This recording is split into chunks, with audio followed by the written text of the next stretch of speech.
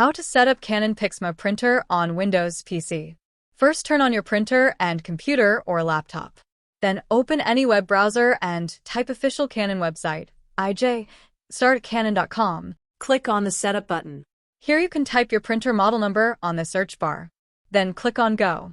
Once printer appear, click on Start, and this page are showing how to prepare printer for setup.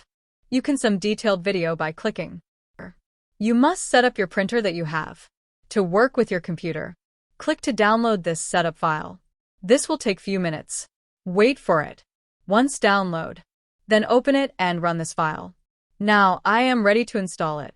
Click on Start Setup. Click on Next. Watch the video completely. Don't skip this process.